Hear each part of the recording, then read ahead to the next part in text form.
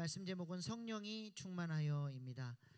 우리가 지금까지 계속해서 베드로와 요한이 성전 미문에 앉아서 못 걷는 사람이죠. 선천적 장애인인데 그 성전 미문에서 구걸하는 그 사람을 기적적으로 예수 그리스도의 이름의 능력으로 치유함으로써 수많은 사람들이 이것을 목도하고 놀라게 됩니다. 솔로몬 행각으로 많은 사람들이 이렇게 모여들었을 때 베드로가 그 모여든 사람들에게 이 일이 어떻게 일어나게 된 것인지, 당신들이 죽인 예수가 바로 그리스도시고 그분이 지금 부활 승천하셔서 만왕의 왕으로서 우리를 통치하고 계시고 그 이름의 권세로 이 사람이 치유받고 일어나게 되었음을 해박한 구약의 지식들, 그 이사야서에 나와 있는 메시아 사상들, 여호와의 종의 사상들을 가지고 유대인들이 알아들을 수 있도록 그 율법에 능통한 유대인들의 수준에 맞춰서 복음을 잘 전함으로써 이 사도 바울의 설교로 말미암아 그 자리에서 5천 명이 회심하고 돌아오는 놀라운 역사가 일어나게 됩니다. 그렇게 사도 바울이 베드로가 설교하고 있는 중간에 이 소식이 수많은 사람들이 모여서 예수 그리스도의 이름에 복음이 선포되고 그 예수가 부활했다라고 하는 이야기가 전해지고 있다는 사실이 그 종교 지도자들이 귀에 들어가게 된 거예요. 그리고 그들이 성전 군인들, 그 가드들을 데리고 들이닥쳐서 베드로와 요한을 잡아가게 됩니다. 그 종교 지도자들이 누굽니까? 바로 사내들인 공의의 회원들이고 종교 권력을 잡고 있었던 대제사장과 사두개인들입니다. 이들이 바로 예수님을 십자가에 못 박았던 장본인들이고, 베드로는 이들이 두려워서 예수님을 몇 번이나 부인했어요? 3번씩이나 이들이 두려워서 부인했던, 베드로가 가장 무서워하는 존재들이요, 그 사람들만 보면 숨고 싶고 도망가고 싶은 그런 트라우마가 아직도 베드로의 마음 가운데 남아있을 수 있는, 그렇게 두려운 존재들인 것이죠. 베드로는 예전에 그 사람들 앞에 비굴하게 굴었어요. 예수님을 3번씩이나 부인했고, 오늘 이들에게 베드로가 잡혀가게 됩니다. 오늘 본문 1절 말씀 보십시오. 사도들이 백성에게 말할 때 제사장들과 성전 맡은 자와 사두개인들이 이르러 베드로 요한을 사로잡아가게 됩니다. 그런데 오늘 본문 말씀에서 베드로의 모습은 과거에 예수님을 3번 부인했던 그 두렵고 무서워하고 예수님을 부인했던 그런 비굴한 모습이 여전히 보이나요? 어떻습니까? 베드로의 모습이 완전히 달라져 있습니다. 굉장히 담대하고 힘이 넘치며 오히려 베드로의 모습 속에 영적인 권위까지 느껴지게 되죠. 오늘 본문 12절 13절 말씀 보십시오. 그들을 종교 권력자들이 베드로와 요한을 사로잡아다가 예수 이름을 전하지 말라고 협박을 했어요. 그랬더니 베드로가 뭐라고 얘기합니까? 다른 이로서는 구원을 받을 수 없나니 천하 사람 중에 구원을 받을 만한 다른 이름을 우리에게 주신 일이 없음이라 하였더라. 예수님 외에는, 부활하신 예수님 외에는 구원에 다른 길이 없다 선언하죠. 그들이 베드로와 요한이 담대하게 말함을 보고 그들을 본래 학문 없는 범인으로 알았다가 이상히 여기며 또 전에 예수와 함께 있던 줄도 알고, 예전에는 벌벌 떨고 자신들 앞에 비굴하게 굴었던 그들이, 그리고 율법도 잘 모르는 하찮은 존재인 줄 알았는데 얼마나 담대하고 영적 권위를 가지고 하나님의 말씀을 선포하는지, 오히려 종교 지도자들이 위축이 될 만큼 그렇게 담대하게 베드로가 하나님의 말씀을 전하는 모습을 보고 종교 지도자들이 깜짝 놀랐다는 것입니다.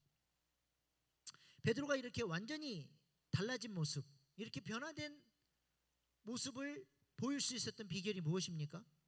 이렇게 예수 그리스도의 복음을 담대하게 증거하는 사람으로 변화된 비결이 뭐죠? 그렇게 비겁하고 수시로 주님을 배신하고 자신의 성질대로 살아가고 자신의 기질대로 주님을 자기 마음대로 섬겨서 사탄아 내 뒤로 넘어가라고 할 만큼 예수님에게 혼도 많이 났던 그 베드로가 이제는 완전히 하나님의 사람으로 담대한 사람으로 변화가 된 거예요. 그 변화의 비결이 뭐예요? 오늘 본문 8절 말씀 시작. 이에 베드로가 성령이 충만하여 이르되 백성의 관리들과 장로들아. 베드로가 성령이 충만해서 종교 지도자들에게 말을 하기 시작했다는 거예요. 베드로의 변화의 비결이 뭐예요? 성령 충만이에요. 성령 충만이 뭡니까? 뭘 보고 성령 충만이라 그래요? 우리 에스겔서 47장에 보면 성전으로부터 물이 흘러나와요. 그 물이 처음에는 발목에, 무릎에, 허리에, 가슴에, 나중에는 헤엄치지 않으면 큰 강물을 이루죠. 그 강물이 가는 곳마다 유대 광야도 살려내고 사해도 살려내고 생명의 역사, 살리는 역사가 그 강물을 통해서 살아나게 되죠. 이것이 바로 성령의 역사예요. 성령의 충만함이 우리에게서, 우리의 배에서 충만하게 흘러 나올 거라고 우리 주님 말씀하셨죠. 근데 성령님이 발목의 수준밖에 안 되는 사람들이 있어요. 이제 곧 여름 다가오니까 해수욕장 가실 텐데 발목밖에 안 되는 데서 달려보셨어요? 맨 땅에서 달리는 거하고 발목에서 달리는 거하고 차이가 많이 납니까? 차이가 나긴 나죠. 차이가 나긴 나지만 달릴 수 있어요, 없어요? 달릴 수 있어요. 무릎쯤 되면 어때요? 달리기가 좀 힘들어지죠. 허리에 오면 달리는데 안 달려줘요. 가슴에 오면 달릴 수 없어요. 둥둥 떠야죠.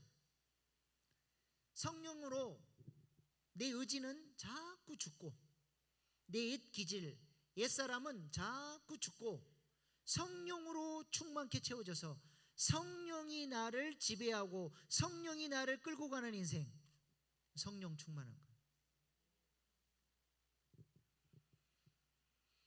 그래서 사도 바울은 우리가 성령 충만함을 받아야 하나님이 기뻐하시는 삶, 예수님이 원하시는 삶을 살 수 있다라고 우리에게 말씀을 합니다. 에베소서 5장 18절 말씀 시작.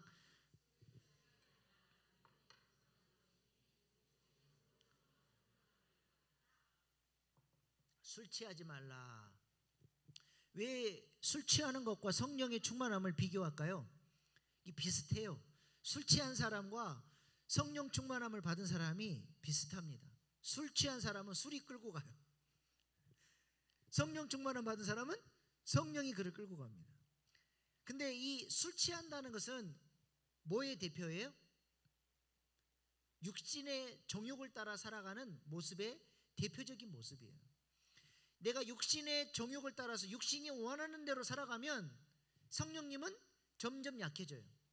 내가 성령을 따라 살면 육체의 내 마음 내 뜻대로 살아가는 것은 점점 약해집니다. 이것이 서로 싸우고 있는 거예요. 우리 내면 세계 안에서. 그래서 갈라디아서 5장 16절 17절에 사도 바울이 이렇게 얘기하죠. 내가 이르노니 너희는 성령을 따라 행하라. 그리하면 육체의 욕심을 이루지 아니하리라. 성령을 따라 행하면 육체의 욕심을 이길 수 있다는 거예요. 육체의 소욕은 성령을 거스리고 내가 육체의 소욕을 따라 살면 성령이 역사하지 못하도록 내가 막아버리는 거예요. 성령은 육체를 거스리나니 이 둘이 서로 대적함으로 너희가 원하는 것을 하지 못하게 하려 함이니라. 내가 성령을 따라 살면 육체의 소욕을 이길 수 있고 육체의 소욕을 따라 살아버리면 성령님이 내 안에서 역사하는 것을 내가 막아버린다는 거죠.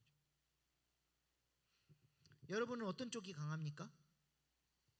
어떤 쪽이 강해요?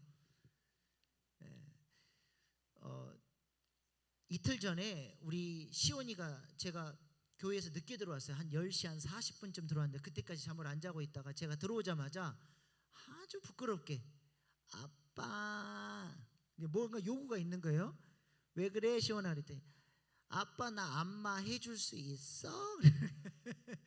우리 시원이가 제가 안마해주고 이렇게 잠드는 걸 좋아합니다. 그래서 제가 마음속에 솔직히 살짝 귀찮았어요. 피곤하기도 하고. 근데 제가 제 인생의 10계명 중에 그 정해놓은 원칙이 하나 있는데, 그게 뭐냐면 하루에 한 번은 꼭 우리 아이들과 영적 대화를 하기로 내가 내 나름대로 세우는 철칙이 있어서, 오늘 내가 너무 늦게 들어와서 아이들과 시간을 못 가졌기 때문에 귀찮아도 이 안마 시간을 통해서 우리 시온이와 영적인 대화를 해야 되겠다 하고 마음을 먹고 안마를 해줬어요. 안마를 하면서 제가 우리 시온이에게 물었어요.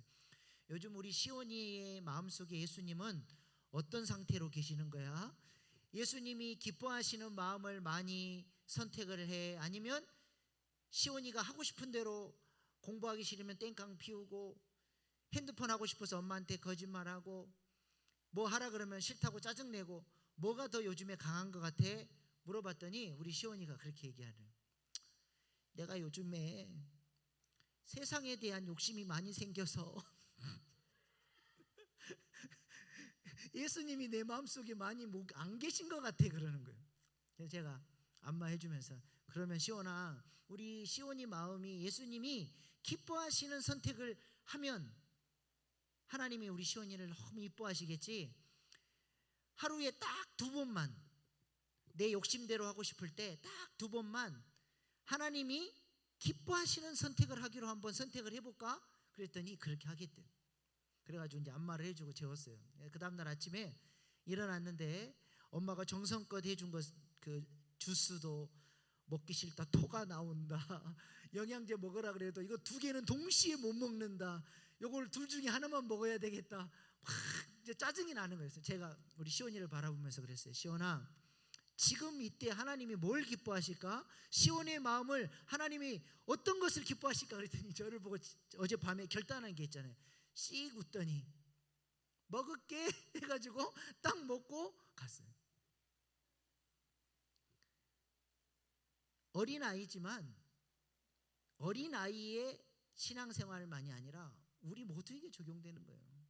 매 순간 사람들을 만날 때, 어떤 상황이 처했을 때 내 성질대로, 내 기질대로, 내 본성대로, 내가 살아왔던 방식대로 그렇게 그냥 살아버리는 게 아니라 성령님이 내 안에 계신 주님이 기뻐하시는 선택을 하려고 애를 쓰는 것.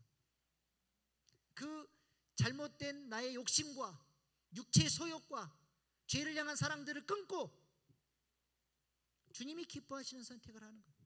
기도하기 귀찮을 때 그래도 하나님 앞에 약속한 그 기도 시간에 나아가 하나님을 만나기 위해서 기도에 무릎을 꿇는 것. 전도하기 너무 귀찮고 가면 수치를 당할지 알지만 이것이 주님께서 그토록 원하시는 방법이고 미련한 방법이지만 복음을 전하라 말씀하셨으니까 귀찮아도 가고 싶은 마음이 없어도 내 마음을 꺾고 그 자리에 가는 것. 베드로는 밤새 그물질을 했어요. 아무것도 고기를 못 잡았어요. 고기 잡는 전문가 아닙니까? 그리고는 그 힘든 그물 정리를 다 끝나갈 무렵에 예수님이 나타나셔가지고 말씀을 전한 거예요. 그 말씀 앞에 베드로가 은혜를 딱 받은 거죠. 그 피곤하고 귀찮은 그 상태에서 예수님이 베드로에게 뭐라고 명령하세요? 요 앞에다가 그물 한번 던져보라. 그것도 그물 정리해 나가서 하기 싫은데 어디로 가서 그물을 던지라? 깊은 데로 가서 그물을 던지래요. 깊은 데로. 깊은 데로 가려면 피곤해 죽겠는데 또 넣어줘야죠. 얼마나 에너지 많이 소비가 됩니까? 근데 주님이 하라고 하니까 어떻게 해요? 순종했더니 자신의 고집을 꺾고 자신의 생각을 내려놓고 자신의 이성의 판단을 내려놓고 주님이 말씀하셔서 하라고 그대로 순종했더니 만선의 기적을 경험한 줄로 믿습니다. 이 경험을 통해서 예수님을 붙잡고 이제는 평생 예수님의 제자로 그 배를 버려두고 주님을 따르는 믿음의 사람이 된 거예요. 결단해 보세요. 내가 하나님의 말씀대로 내 자신을 꺾고 순종했을 때 오는 이 놀라운 기쁨. 아, 내가 오늘도 성령의 인도를 따라 승리했구나. 내가 그동안에 이렇게 이것 때문에 무너지고 또 무너졌는데 오늘은 내가 드디어 이겼구나. 그 올 때 그 희열과 기쁨, 주님이 나를 이뻐하신다는 게 느껴지는 그 감동, 그것이 신앙생활의 기쁨이에요. 이 맛을 아셔야 되는데. 아멘입니까? 하루야마 시게오라고 하는 그 일본 작가가 쓴 내내 혁명이라고 아주 좋은 책입니다. 스테디셀러고 한 20년 전에는 엄청난 베스트셀러였어요. 저 내내 혁명에 보면 선천내라고 있어요. 선천내. 선천적으로 물려받는 뇌. 그러니까 조상들로부터, 우리 부모로부터 가장 강력하게 유전적으로 영향력을 받는 뇌가 있어요. 그게 뇌간, 시상하부, 시상이에요. 이 세 단계의 뇌는 파충류 뇌라 그래요. 파충류들이 갖고 있는 뇌인데 이것이 사람에게도 있어요. 사람은 어떤 뇌가 더 있냐면 위에 대뇌 기저액, 대뇌 심피질. 사람은 5단계의 뇌를 갖고 있고 원숭이, 소, 개들은 대뇌 심피질이 없어요. 사람만 갖고 있는 대뇌 심피질이 없고 4단계가 있고 파충류는 3단계의 뇌가 있어요. 근데 이 파충류가 갖고 있는 이 선천뇌가 뭘 주장하냐면 우리의 본능을 주관합니다. 먹고 싶고 싸고 싶고 자고 싶고 놀고 싶고 내 본능대로 행하는 거 있는 거예요. 이 안에서 우리의 성격도 다 들었어요. 급한 성격, 욱하는 것. 근데 이 내가 사람을 얼마나 강력하게 지배를 하는지, 사람인데 파충류 뇌밖에 안 쓰고 사는 사람들이 그냥 본능대로 살아요. 하고 싶은 대로 살고 자기 욕심대로 살고.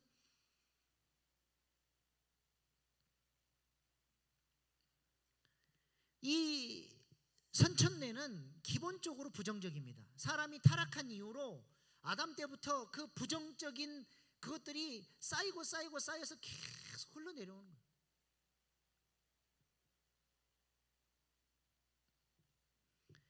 본능적으로 부정적이고 함부로 판단하고 교만하고 사람들을 대할 때면 항상 내 주장대로 해야 돼요. 내 성질대로 해야 돼요. 내 의견이 안 먹히면 견딜 수가 없는 거예요. 내가 항상 옳고 내가 이겨야 직성이 풀리고 내 기준에 안 맞는 사람은 다 미워하고 잘라내고 정죄하고 판단하고.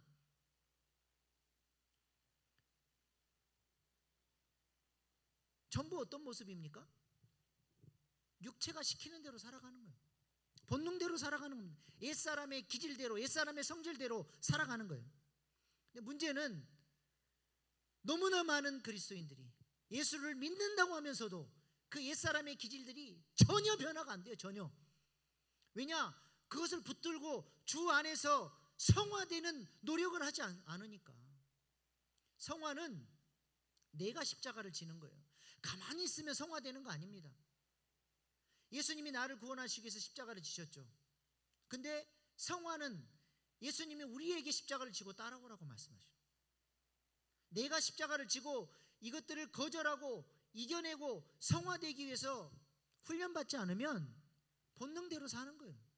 옛날 그 모습 그대로.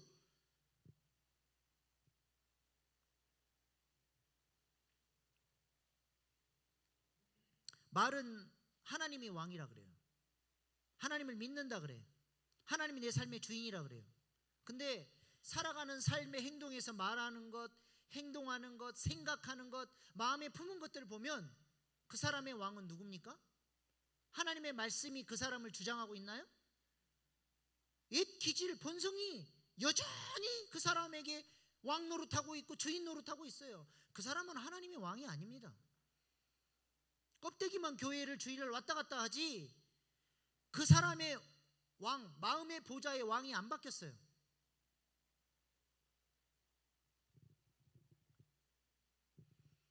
예수를 믿는다라고 하는 것은 구원받고 천국 가는 것만이 아니라 자기 십자가를 지고 예수 그리스도를 따르는 것이 신앙생활이에요.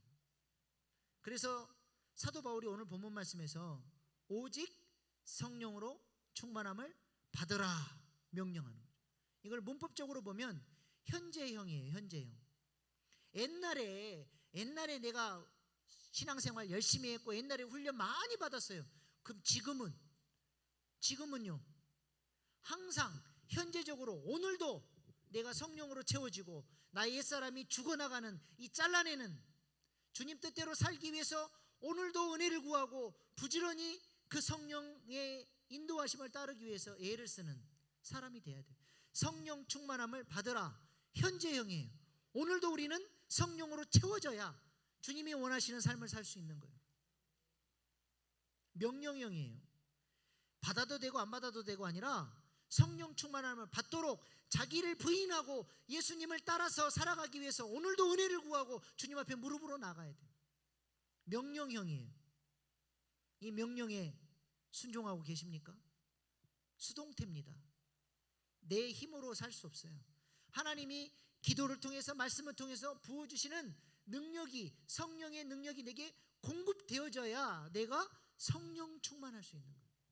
그래서 오늘도 나는 하나님 앞에 은혜를 구하지 않으면 살 수 없는 자로 살아가는 것이죠. 그리할 때 어떤 삶이 열려져요? 그리할 때 성령 충만한 삶이 열려지고 에베소서 5장 19절로 21절의 삶이 열려지는 거예요. 시작.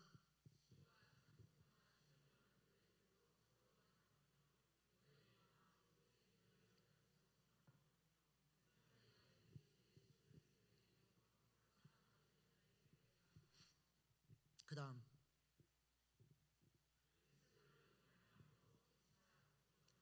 성령 충만한 사람의 세 가지 특징이 나오죠. 찬양이 있어요. 신령한 기쁨이 있어요. 그 입술에서 성령과 동행하는 이 감격이 있는 거예요. 그래서 찬양하지 않고는 견딜 수가 없는 그 마음 안에 흐르는 기쁨의 찬양이 있어요. 신령한 노래가 있습니다. 두 번째는 감사가 넘쳐요. 하나님이 나를 이렇게 사랑해 주시는 것, 이렇게 성령 안에서 살게 해주시는 것, 나를 계속해서 자기를 부인하고 주님을 따라 살아가는 이 승리를 주시는 것, 감사가 있어요. 세 번째는 사람을 존대하고 섬기고 낮아져서 사랑하는 헌신이 그의 삶에 나온다는 것입니다. 이런 삶의 열매는 가만히 있으면 나오는 열매가 절대 아니라는 거예요. 성령 충만함을 받기 위해서 자기를 부인하고 그 십자가의 길로 나아가 날마다 은혜를 구하며 성령으로 충만하게 채워지기 위해서 주님을 붙잡을 때 이 삶의 열매가 맺혀지게 되는 것입니다. 그러므로 우리는 본능대로 살면 안 돼요. 육신의 성질대로 살면 안 됩니다. 자꾸 나를 부인하고 쳐서 복종시키는 영적인 훈련이 있어야 하는 것이죠. 자꾸 내 마음속에서 주님 뜻대로 살지 못하도록 막고 있는 것들을 잘라내고 나는 계속해서 성령의 인도하심을 쫓아서 그것을 선택하는 훈련을 살아야 돼요. 하루에도 몇 번씩 내 마음을 돌아봐야 됩니다. 그래서 저는 계속 핸드폰 좋잖아요. 누구를 만났거나 어떤 상황이 됐거나 내 삶을 복귀합니다. 내가 이 상황에서 이 사람에게 이런 말을 했을 때는 이 말의 동기 속에는 저 사람을 향한 내가 교만한 마음이 있었구나. 주님, 저를 용서하여 주십시오. 어떤 상황이 됐을 때 욱하는 마음이 있었는데 주님이 살고 나는 항상 죽어야 됐기에 그 말씀을 딱 기억하고 할 말을 참고 그 사람이 승리할 수 있도록 내 안에 그리스도가 승리할 수 있도록 딱 선택을 했을 때 이겼구나. 내가 이 상황에서 기질대로 옛모습대로 안 살았고 내가 성령이 기뻐하시는 선택을 했구나. 오는 기쁨과 찬양 딱 적어놓는 거예요. 하나님, 제가 이 상황에서 이렇게 했습니다. 감사합니다. 제가 이러한 훈련을 지속 반복해서 이것이 나의 성품이 되어지게 하시고 나의 삶의 방식이 되어지게 해주시고 나의 인격이 되게 해주십시오. 딱 적어놓는 거예요. 그렇게 하루를 살다 보면 몇 가지가 돼요. 그러면 그것이 내가 하루에 살았던 내 영적인 성적표예요. 하루를 딱 돌아보고. 그렇게 내 마음을 집중해서 관찰하지 않으면 다 지나가 버립니다. 그리고는 나중에 아이고 그때 내가 좀 잘못했네? 그리고는 싹 잊어버려요. 뭐 후회하는 것과 회개하는 것은 다릅니다, 여러분. 후회 백날 해봐야 또 그 상황 되면 또 후회해요. 그것을 영적으로 민감하게 깨어서 주님 앞에 나가 기도하고 나의 그 본질적인 문제를 놓고 주님 앞에 기도하지 않으면 변화되지 않습니다.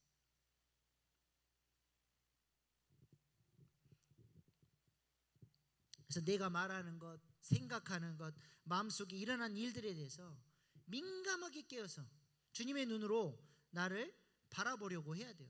제가 우리 시온이에게 했던 거 그거예요. 시온이에게 그걸 요청한 거예요. 네 마음속에서 순간적으로 나는 이렇게 하고 싶은데 주님이 기뻐하시는 생각이 아니니 그것을 잘라내고 주님이 기뻐하시는 선택을 하는 거예요. 하루 2번 성공했으면 그 다음 날은 3번 성공, 그 다음 날은 4번 성공.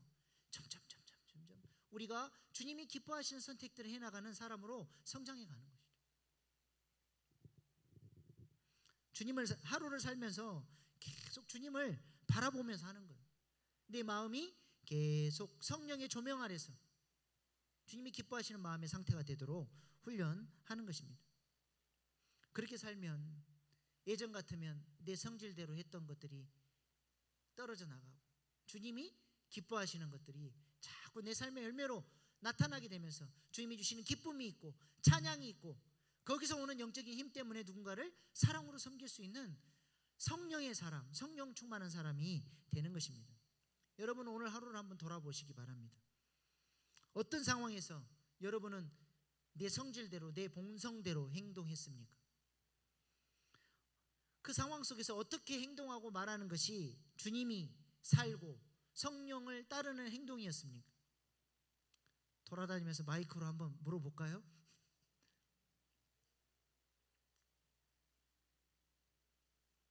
그 작업을 하셔야 돼요. 그것을 적어보고 내 삶을 복귀하면서 계속 영적 훈련을 해나가야 우리가 성장하는 그리스도인이 되는 겁니다. 자신을 볼 줄을 모르니까 20년, 30년 신앙생활해도 아무런 변화가 안 일어나. 그 광야 백성들 40년 동안 훈련받으면 뭐합니까? 계속 원망, 불평, 문제만 터졌다 그러면 모세에게 돌을 던져서 죽이려고 그러고 아론을 대적하고 사사건건 하나님을 향해서 대적하고 원망하고 불평하는 말들이 계속 쏟아지잖아요. 훈련을 안 받으니까. 결국에는 가나안 땅에 못 들어가고 광야에서 다 의미 없는 삶으로 끝나버렸습니다. 이렇게 신앙생활하는 사람들이 태반이에요. 정신 똑바로 차리고 신앙생활 하셔야 됩니다. 베드로가 이렇게 성령 충만한 사람으로 변화될 수 있는 것은 하루아침에 불 받아서 된 게 아니에요. 어느 날 갑자기 불의 사자가 와서 불 받아라 해가지고 내가 불 받으면 하루아침에 내가 막 변화가 되고 예전에 못 살았던 삶이 그냥 갑자기 사라지고 그런 거 없어요. 성령의 역사를 오해하시면 안 됩니다. 존 오웬, 내가 늘 얘기하잖아요. 성령님이 어떻게 역사하세요? 성령님은 우리 안에서 우리와 함께 역사하시고 우리 없이 우리를 거스려서 역사하지 않는다. 여기서 우리는 인간의 의지를 말하는 거예요.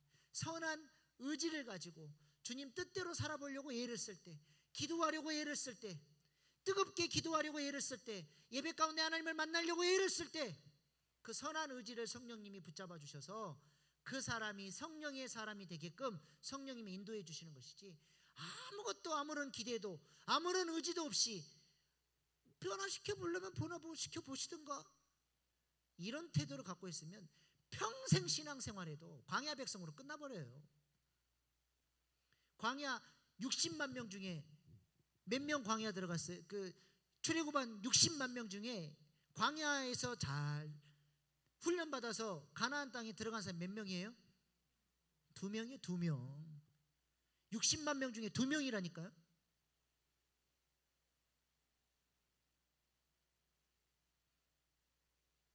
우리 교회는 광야에서 끝나는 인생들이 아니라 잘 훈련받아서 성령의 사람으로 하나님이 쓰시는 가나안 땅의 역사를 누리며 왕같은 제사장으로 하나님 나라를 세우는 일에 쓰임받는 그런 영적인 사람들이 많이 일어나는 교회 될 수 있기를 소망합니다. 저는 눈치나 보고 교인들 시키는 짓이나 하고 그렇게 목회할 마음 추호도 없어요. 저한테 뭐 이래라 저래라, 목회가 왜 저러냐, 목회 철학이 왜 그따위냐, 백날 얘기해봤자 저는 안 듣습니다. 하나님이 말씀하신 그 길을 가는 것이지,